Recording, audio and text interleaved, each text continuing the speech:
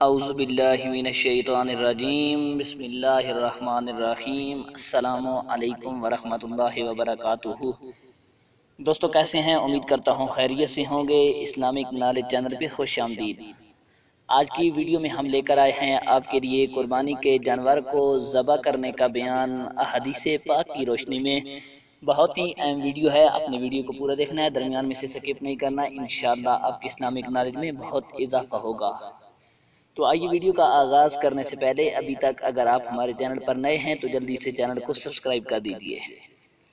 دوستو ذبح کرنے کا بیان حضرت مولا علی رضی اللہ تعالیٰ عنہ سے دریافت کیا گیا کہ کیا رسول اکرم صلی اللہ علیہ وآلہ وسلم نے آپ لوگوں کو کوئی خاص بات ایسی بتائی ہے جو عام لوگوں کو نہ بتائی؟ فرمایا کہ نہیں، مگر صرف وہ باتیں جو میری تلوار کی میان میں ہیں۔ پھر میان میں سے ایک پرچہ نکالا جس میں یہ تھا کہ اللہ کی لعنت ہو اس پر جو غیر خدا کے نام پر ذبح کرے۔ حوالہ صحیح مسلم شریف۔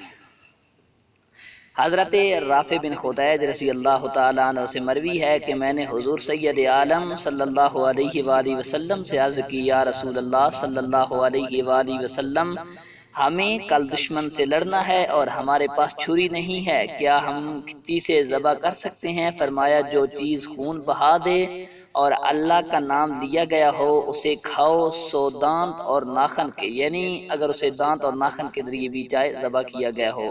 صحیح بخاری و مسلم۔ نبی کریم صلی اللہ علیہ وآلہ وسلم نے مجسمہ کے کھانے سے منع فرمایا، اور مجسمہ وہ جانور ہے جس کو باندھ کر تیر مارا جائے اور پھر وہ مر جائے۔ حوالہ ترمذی شریف۔ صحابہ کرام نے حضور صلی اللہ علیہ وآلہ وسلم کی بارگاہ میں عرض کی، یا رسول اللہ صلی اللہ علیہ وآلہ وسلم، یہاں کچھ لوگ ابھی نئے مسلمان ہوئے ہیں اور وہ ہمارے پاس گوشت لاتے ہیں، ہمیں نہیں معلوم کہ انہوں نے اللہ کے نام کا ذکر کیا ہے یا نہیں۔ فرمایا کہ تم بسم اللہ کہو اور کھاؤ، یعنی کسی مسلمان کے ذبیحے میں اس قسم کے احتمالات نہ کیے جائیں۔ نبی کریم صلی اللہ علیہ وآلہ وسلم نے فرمایا، اللہ تعالیٰ نے ہر چیز میں خوبی کرنا لکھ دیا ہے، لہٰذا قتل کرو تو اس میں بھی خوبی کا لحاظ رکھو، یعنی بے سبب اس کو ایذا نہ پہنچاؤ، اس کو تکلیف نہ پہنچاؤ، اور ذبح کرو تو ذبح میں بھی خوبی کرو اور اپنی چھری کو تیز کر دو اور ذبیحے کو تکلیف نہ پہنچاؤ۔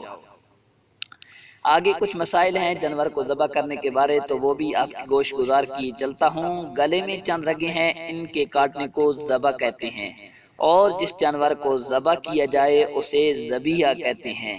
جو رگیں ذبح میں کاٹی جاتی ہیں وہ چار ہیں۔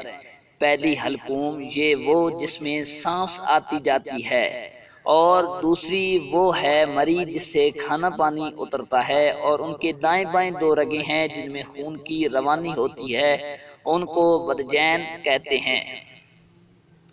مستحب یہ عمل ہے کہ جانور کو لٹانے سے پہلے چھری تیز کر لیں، اور لٹانے کے بعد چھری تیز کرنا مکروہ ہے۔ یوں ہی جانور کے پاؤں کو پکڑ کر گھسیٹتے ہوئے مذبح کی طرف لے جانا، یعنی جس جگہ جانور کو ذبح کرنا ہے جانور کو گھسیٹتے ہوئے اس جگہ تک لے جانا بھی مکروہ ہے، اور آگے اس طرح ذبح کرنا کہ چھری حرام مغز تک پہنچ جائے یا سر کٹ کر جدا ہو جائے، مکروہ ہے۔ عموماً لوگ یہ سمجھتے ہیں کہ اگر ذبح کے وقت جانور کا سر دھڑ سے جدا ہو جائے تو جانور حرام ہو جائے گا۔ یہ غلط اور بے بنیاد عمل ہے، اور ہر وہ فعل جس سے جانور کو بلا وجہ تکلیف پہنچے مکروہ ہے۔ مثلا جانور میں حیات ابھی باقی ہے، ٹھنڈا ہونے سے پہلے اس کی کھار اتارنا، اس کے اعضاء کا کاٹنا، یا ذبح سے پہلے اس کے سر کو کھینچنا، رگیں ظاہر ہو جائیں، یا گردن کو توڑنا۔ یوں ہی جانور کو گردن کی طرف سے ذبح کرنا مکروہ ہے، بلکہ اس کی بعض صورتوں میں جانور حرام ہو جائے گا۔ تو دوستو یہ تھے جانور کو ذبح کرنے کے کچھ مسائل، اور پہلے احادیث پاک آپ کی گوش گزار کی۔ دعا ہے مالک کائنات خالق ارض و سما ہم سب کو عمل پیرا ہو کر زندگی گزارنے کی توفیق عطا فرمائے۔ جن دوستوں نے ہمارا YouTube channel Islamic knowledge subscribe نہیں کیا وہ بھی سبسکرائب کر دیں اور بیل کے نشان پر کلک کر دیں۔